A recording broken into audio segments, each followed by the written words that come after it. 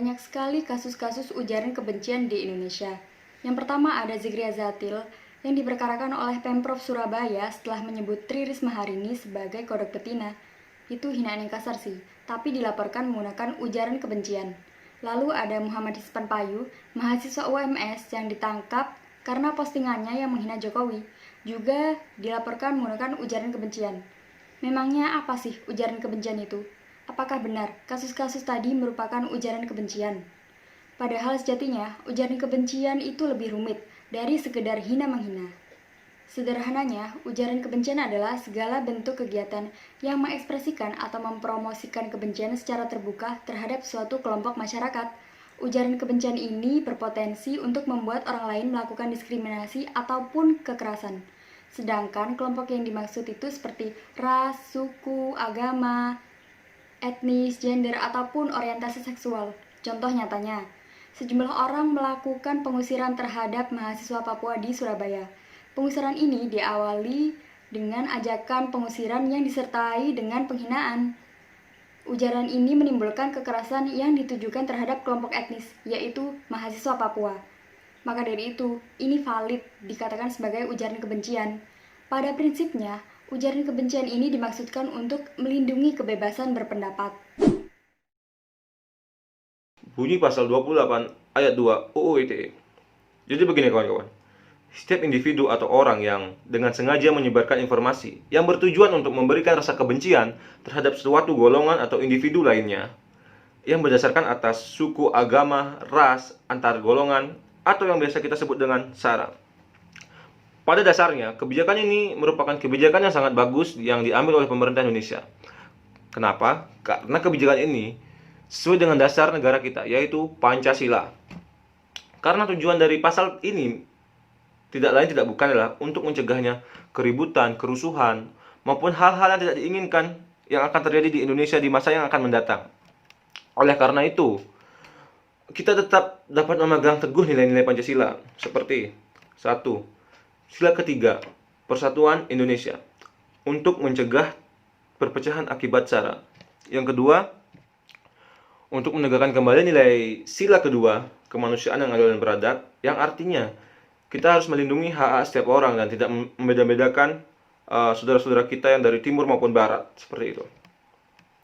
Yang ketiga, UU ITE dapat ditinjau melalui Pancasila, sila kelima, keadilan sosial bagi seluruh rakyat Indonesia. Karena setiap rakyat Indonesia memiliki hak dan kewajiban yang sama bagi setiap individu, tidak berlaku semena-mena terhadap orang, sehingga tidak ada lagi jurang pembatas antara yang kaya miskin atau yang bagaimana itu. Yang terakhir adalah penegakan demokrasi yang digunakan semena-mena dengan alibi Indonesia sebagai negara menjunjung tinggi demokrasi.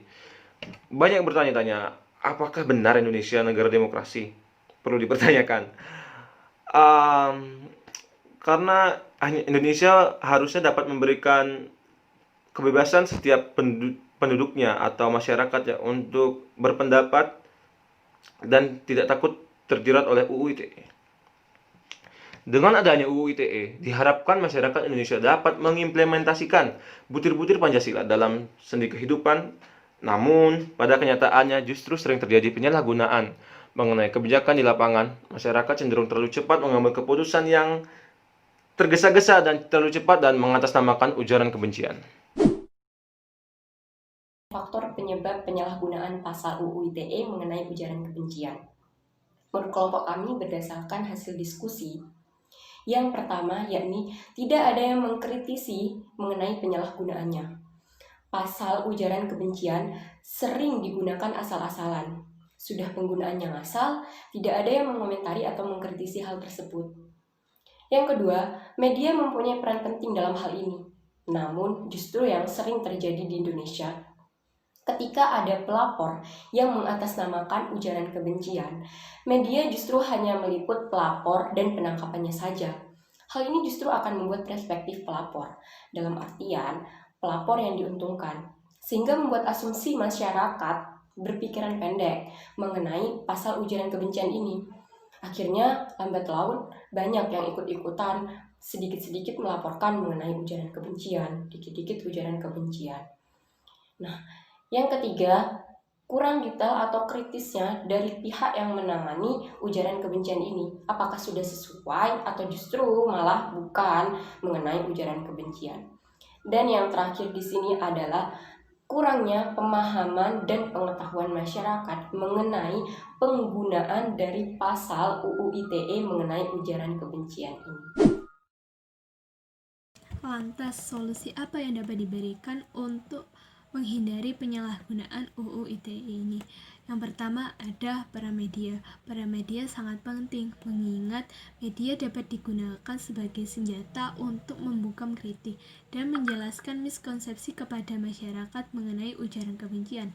Media jangan hanya mengkritisi soal kasusnya saja, tetapi harus lebih getol lagi dalam mengkritisi pasal-pasal yang bermasalah. Yang kedua, pemerintah. Pemerintah harus dapat menjelaskan lebih detail lagi mengenai ujaran kebencian agar masyarakat dapat memilah dan menanggapi hal-hal yang dapat dikategorikan sebagai ujaran kebencian. Yang ketiga, ada penanganan kasus. Saat terjadi pelaporan, pihak terkait harus dengan bijak menanggapi dan meng-cross-check kembali apakah pelaporan tersebut dapat dikategorikan sebagai ujaran kebencian atau tidak. Terima kasih.